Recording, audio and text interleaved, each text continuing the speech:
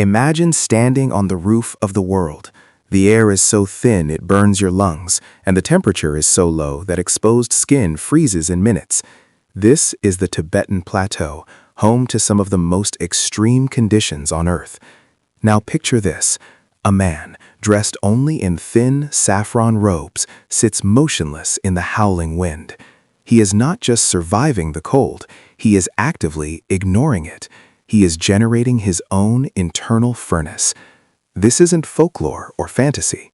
It is a documented physiological reality practiced by the most secluded monks in the Himalayas, and it is called Tumo.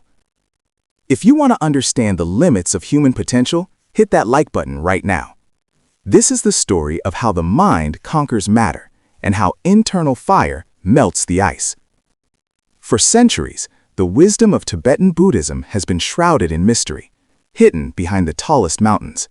But perhaps the most incredible secret they guarded was the technique to control the body's core temperature, a practice that allows them to perform feats modern science still struggles to explain. This is the journey into the ancient art of Tumo, the inner fire. To understand the necessity of Tumo, we must first understand the environment. The Tibetan Plateau, averaging 15,000 feet, is an unforgiving land. For those dedicated to spiritual practice, the hermits and the wandering monks, survival was often inseparable from enlightenment. Their discipline was tested not just by spiritual emptiness, but by biting physical cold. The first serious documentation of this phenomenon outside of religious texts came primarily through the work of French explorer Alexandre David Niel in the 1920s. She spent years traveling disguised through Tibet and was one of the first Westerners to witness these monks practicing what was then called Jitumo, or Respa. Her accounts were sensational, describing how monks sitting naked in freezing temperatures could dry soaking wet sheets draped over their bodies using only their inner heat. These claims were dismissed by many in the West as exaggeration or mysticism. But the tide turned significantly when modern neurophysiology and psychology began to investigate. In the 1980s and 90s, the work of Harvard Medical School professor Dr. Herbert Benson, along with later studies led by practitioners like Wim Hof and academic teams in Singapore and the Netherlands, brought objective science to the prayer mat. The challenge for scientists was simple: measure the monk's core temperature and metabolic rate during meditation. The results were astounding.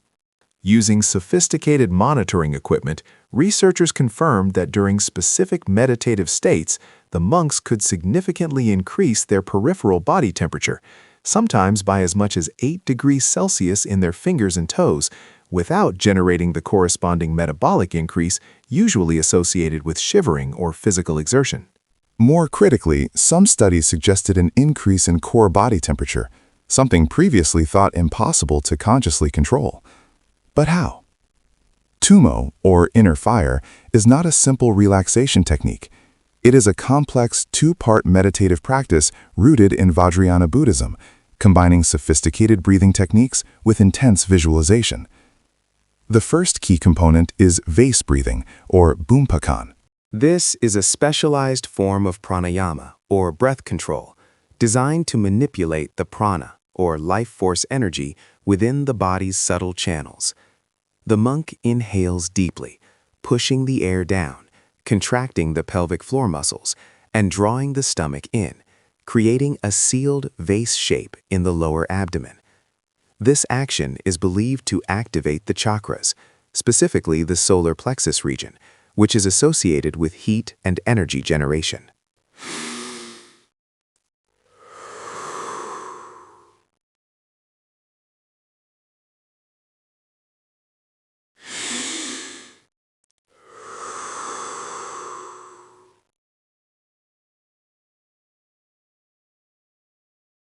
While scientists debate the exact mechanism, many hypothesize that this controlled hyperventilation and muscle engagement stimulates the brown adipose tissue, BAT, the good fat responsible for non-shivering thermogenesis, which is highly active in cold adaptation.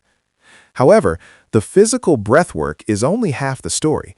The true mastery of Tumo lies in the second component, visualization. The monks are not merely breathing, they are constructing a detailed internal reality. This visualization begins deep within the central channel, the Sushumna Nadi, which runs parallel to the spine. The meditator visualizes a small, intense flame, often described as a drop of liquid gold or a brilliant sun, at the navel center. Through sustained focus and the energy generated by the vase breathing, this flame is fed. They visualize the flame growing, ascending through the subtle body channels, melting away spiritual impurities, and, crucially, radiating intense physical heat. This ascending heat is directed consciously to the extremities, the cold, exposed fingers and toes, explaining the observed increase in peripheral temperature. This visualization is not passive daydreaming. It requires extreme concentration, merging the physiological action of the breath with the mental intensity of the image until the boundary between the imagined heat and the felt heat dissolves. It is the ultimate demonstration of the placebo effect weaponized, where belief and focus translate directly into measurable physiological change.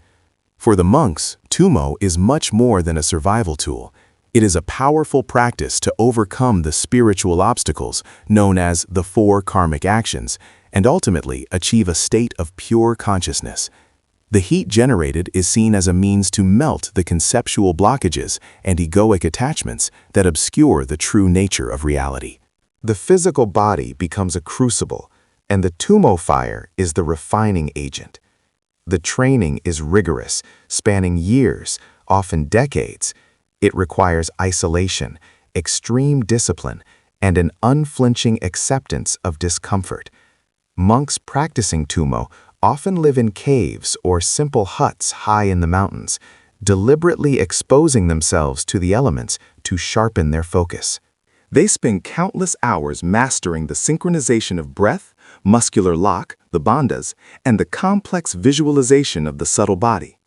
The most advanced practitioners achieve the ability to enter the state of inner fire almost instantaneously, maintaining the heat for hours, even during sleep. It's a testament not just to the power of the mind, but to the deep, often untapped, relationship between consciousness and biological function. The most extraordinary evidence of Tumo's power remains the traditional wet sheet test. In this ancient ritual, sometimes performed in front of skeptics or students, the monk sits naked or lightly clothed on a frozen lake or riverbank. Several large, heavy cotton sheets, soaked in icy water until they are dripping and stiff, are draped over his body. The goal is to dry them completely using only the body heat generated by the Tumo meditation. A successful monk must not only dry 1 sheet, but sometimes 3, 4, or even more before the sun rises. The sheets, initially freezing, begin to steam, then dry, one by one. If the monk fails to generate enough heat, the cold will force him out of the practice, often leading to severe hypothermia. This test is the ultimate examination of mastery, a life-or-death scenario where mental concentration dictates physical survival.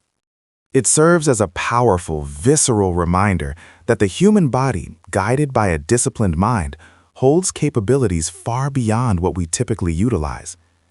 The story of the Tumo monks is a profound challenge to our modern understanding of the mind-body connection. We often view the body as a machine governed by unconscious reflexes and chemistry. But the Tumo masters demonstrate that conscious control, fueled by deep focus and ancient wisdom, can override the most fundamental of survival instincts. Their practice teaches us that the greatest untapped resource we possess is not external technology, but the disciplined, focused power of our own consciousness. We may not need to dry icy sheets on a mountain, but the principle remains. Mastery of the inner landscape leads to mastery of the external world. What other ancient secrets are hidden in the world's most remote corners? Subscribe now to unlock more stories that challenge the boundaries of human possibility. Share this video if the story of the inner fire lit a spark in your own mind.